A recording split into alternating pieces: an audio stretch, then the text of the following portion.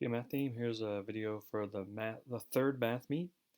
Category is lines, angles, and polygons. Let's freshen up on our 30, 60, 90 triangles. This may come into play where the side length, the hypotenuse is double, and the longer leg out of the two is a square root of 3. Or your 45, 45, 90 triangles, these two sides are the same, and the hypotenuse is a square root of 2. If you have a regular polygon, that means all the sides and the angles are congruent. One exterior angle will equal 360 divided by the number of sides. Or you can go 180 minus the interior angle, like if I have this right here. The measure of an exterior angle, this right here, is going to equal 180 minus what this angle is. The sum of the exterior angles add up to 360. So if I were to add up all these exterior ones, it'll add up to 360. The sum of the interior ones, this is a more common formula that you may want to memorize. The sum of the interior angles equals n minus 2 times 180. And if you just want to find one of those interior, after you get n minus 2 times 180, just divide by the number of sides, and that'll get you the measure of that one interior angle.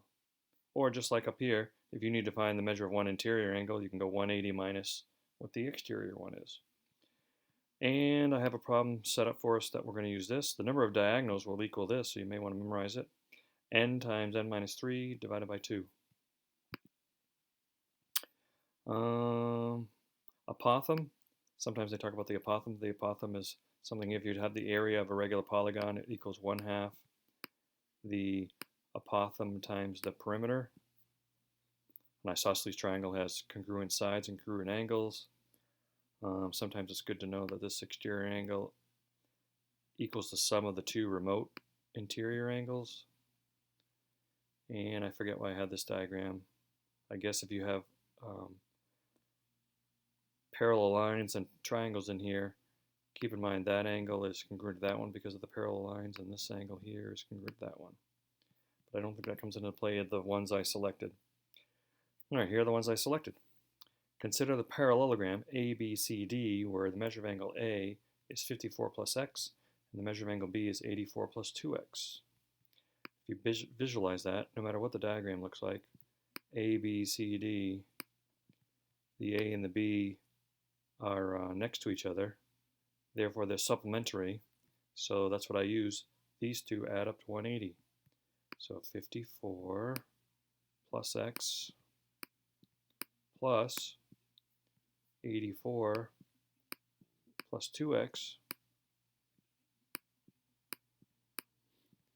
That all adds up to 180. So 54 plus 84 is 138. X plus 2x is 3x. So then I would subtract 138 from both sides to get, let's see, 138 is 42. So right now I have 3x equals 42. Divide both sides by 3, and I'll get x is 14. They wanted to know what the measure of angle D was. So if this is A and this is B, C, D, D is going to be the same as the measure of angle B, and B is 84 plus 2x. This is what x is. So 2 times 14 is 28. 28 and 84 is 112. So final answer, 112. This 4-pointer, the complement of the supplement of A is equal to twice the complement of half of A. Wow. The complement of, so that's 90 minus whatever we have, the complement of the supplement of, the supplement of something is 180 minus, so the supplement of angle A would be 180 minus A. But then I want the complement of that, so that's why I wrote 90 minus that. And they say this is equal to twice the complement, so that's 90 minus whatever they're going to say after that, twice the complement of half A. So I'm going to write it as half A.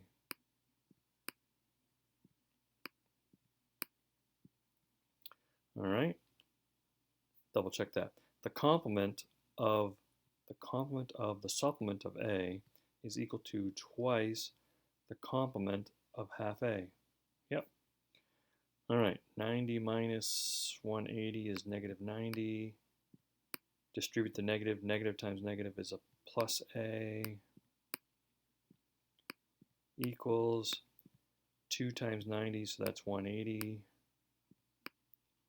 2 times negative a half is negative 1, so this is a minus A. I can add A to both sides to get 2A over on this side. I can add 90 to both sides to get 270 on this side.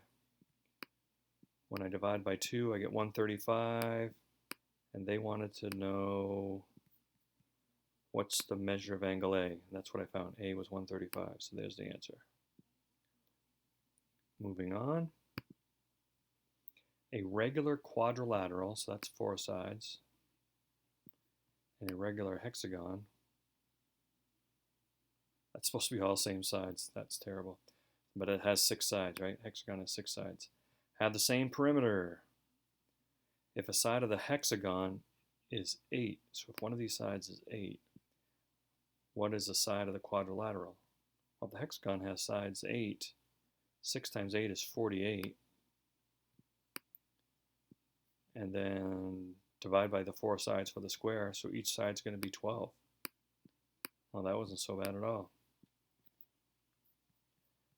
4-pointer, a regular polygon with whole number sides, each side's greater than 1, has a perimeter of 161.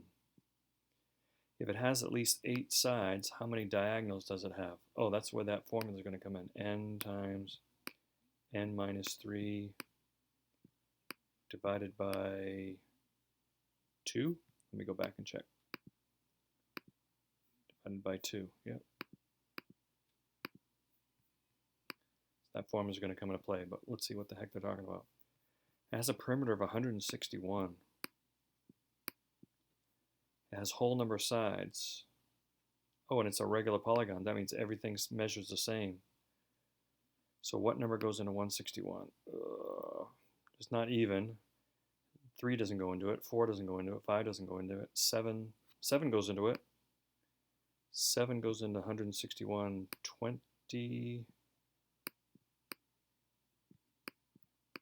23 times. So 7 times 20. So it either has 7 sides or it has 23 sides. Wow. Oh, it says it has at least 8 sides. So that means it has 23 sides. Now that I know it has 23 sides, I can plug it into this formula. 23 times 23 minus 3, which is 20, divided by 2. 20 divided by 2 is 10. 10 times 23 is 230. Final answer. 230 diagonals. And that's another category. So that's it for this video. Have a great day.